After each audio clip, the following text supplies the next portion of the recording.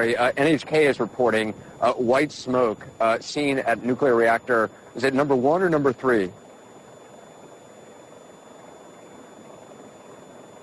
I'm being told that white smoke rising from a blast was heard at reactor number 3, smoke rising from reactor number 1. We have Jim Walsh, our nuclear expert, CNN contributor, standing by. Jim, what does this tell you? What does this tell you, Jim? Well, as soon as you started to say that, Cooper, I said unit number 3. The government had been earlier concerned that hydrogen was building up. Remember, at unit 1, we had an explosion. It turned out that that explosion did not compromise the core facility, but the same process. What we're seeing, it's deja vu all over again. We lose a cooling pump. We have problems at one reactor. The hydrogen builds up. Then it explodes. That happened at Unit 1. Apparently now that's happened at Unit 3, and we're going to have to assess how significant the damage is. Hopefully it's just the outer structure, the concrete of the building itself, and has left unaffected the reactor and unaffected the containment vessel, because if it were to affect those things, that would be bad news. And by the way, they're actively trying to pump seawater into that unit number 3 in order to cool it down. And so we're going to have to wait and see whether that's going to affect that process, and that would certainly be unwelcome. Jim, just hold on. I want to ask you a bunch of questions, but first I just want to ask my crew some questions. How far are we from Fukushima? North or? Okay, which way is the wind blowing? West. All right. I'm just concerned, Jim, if there's an event like this, you now have an evacuation zone around Fukushima of 20 kilometers, which is 12 miles.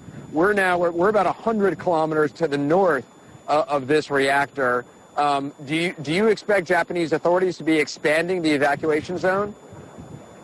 It all depends on the particulars of this explosion. If this explosion, should I get out of here?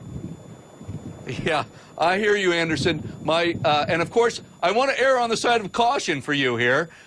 My guess is that you're okay, but I don't want you to sue me if I'm wrong. Yeah. But I'm inclined to think that you're okay, insofar as the government authorities had warned earlier that hydrogen was building up and that there might be problems with that. And so the most likely scenario is this is similar to what we saw yesterday. And if that's the case, then you should be fine. But, you know, there's a lot of uncertainty here, and we're not going to know for a little while. There have been releases of, I guess, a gas, and correct me, I flunked science. So there had been releases yesterday, I think it was, and they had said that because of the way the wind was blowing, basically whatever was released went out over the ocean. What was released? Why were they doing those kind of controlled releases? If you could explain that to our viewers.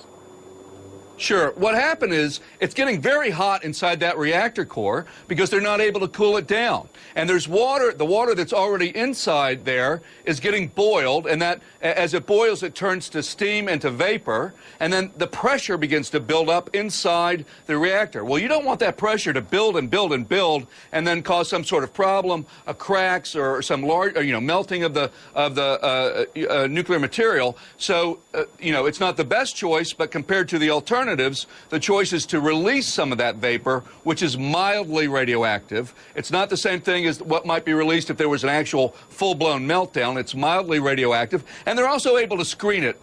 In some circumstances, they're able to screen it so that they can pull out some of the radioactive material that is being released. But in any case, they release it into the atmosphere, and then hopefully it blows out to sea, but it's not going to be a major health threat. It's not welcome. You don't want to do that, but it's not going to be a major health threat, and it's certainly far better than letting the pressure build and build and build until something much worse happens. Well, we'll be watching to see if Japanese authorities do start to expand that evacuation zone. There's also been a lot of talk about Japanese authorities handing out iodine pills. I've yet to see that happen. We haven't had any, and we've yet to see that actually occurring around this area. But again, this is a situation, a fast-moving situation.